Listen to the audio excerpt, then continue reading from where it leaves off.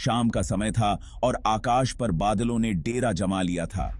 बारिश की हल्की हल्की बूंदें जमीन पर गिर रही थीं। विनय, जो एक फोटोग्राफर था, अपने दोस्त राघव के साथ शहर से दूर एक पुराने वीरान गांव की ओर जा रहा था। वह गांव कालरात्रि के नाम से मशहूर था। इस गांव का नाम सुनते ही लोग डर से कांप उठते थे। वहां कोई नहीं जाता था क्योंकि कहा जाता था कि वहां अजीबोगरीब घटनाएं होती हैं। विनय और राघव दोनों ही निडर थे। वे ऐसी अफवाहों पर यकीन नहीं करते थे और इस गांव की कहानियों को फर्जी मानते थे, लेकिन उनकी सोच बदलने वाली थी। गांव के प्रवेश द्वार पर पहुंचते ही उन्हें एक अजीब सा एहसास हुआ, जैसे कि कोई अदृश्य ताकत उन्हें वापस जाने के लिए कह रही हो। लेकिन उन्होंने इसे नजरअंदाज किया और गांव में प्रवेश कर गए। गांव के अंदर अजीब सी शांति फैली हुई थी। हर तरफ सिर्फ खंडहर ही खंडहर नजर आ रहे थे। कोई इंसान या जानवर दिखाई नहीं दे रहा था। हवा में सड़ांध की गंध थी और चारों ओर बस सूखे पत्तों की सरसराहट सुनाई दे रही थी।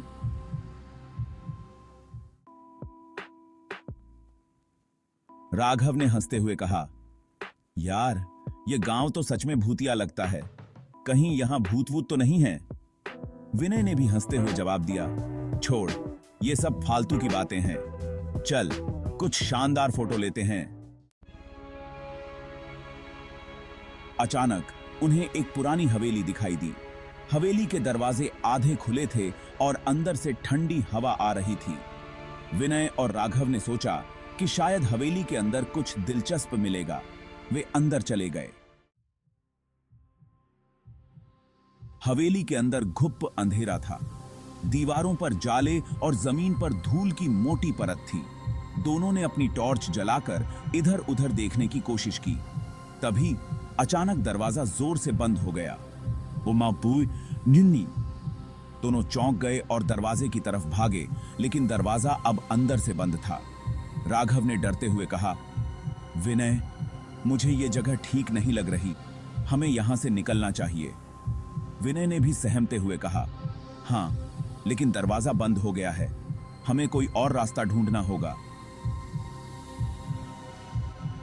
दोनों ने हवेली के अंदर दूसरे रास्ते की तलाश शुरू की, लेकिन जैसे जैसे वे आगे बढ़ते गए, हवेली का माहौल और भी डरावना होता गया। अचानक उन्हें एक कमरे के अंदर से किसी के रोने की आवाज सुनाई दी। दोनों ने एक दूसरे की ओर देखा और डरते हुए उस कमरे की तरफ बढ़े। कमरे के अंदर एक पुराना बिस्तर था जिस पर खून के धब्बे थे। बिस्तर के पास एक टूटा हुआ दर्पण पड़ा था और उसके सामने एक महिला खड़ी थी जो सफेद साड़ी में लिपटी हुई थी। उसके लंबे काले बाल बिखरे हुए थे और वह जमीन की ओर देख रही थी। विनय ने धीरे से पूछा, आप कौन हैं और यहां क्या कर रही हैं? महिला ने धीरे धीरे सिर उठाया और उसकी लाल आंखें चमकने लगीं। उसका चेहरा विकृत हो गया और वह जोर से चीखने लगी। विनय और राघव घबरा गए और पीछे हटने लगे, लेकिन जैसे ही वे कमरे से बाहर भागने की कोशिश करने लगे, हवेली की दीवारें खून से रंगने लगीं और चारों ओर से अजीब आवाजें आने लगीं। हवेली के हर कोने से विकृत चेहरे और भयानक परछाइयां निकलने लगीं। दोनों की सांसें थम गईं। वे जितना भागते उतना ही हवेली के अंदर धंसते चले जाते। उन्हें लगने लगा कि वे किसी डरावने सपने में फंस गए हैं जिसमें कोई भी रास्ता बाहर की ओर नहीं ले जाता।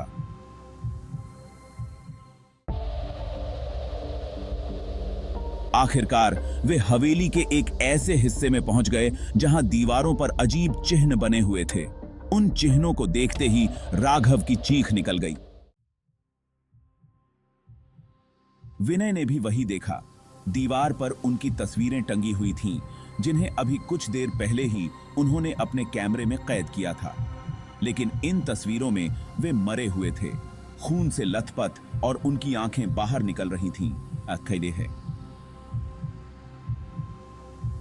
विनय के हाथ से कैमरा छूट गया और वह जमीन पर गिर पड़ा।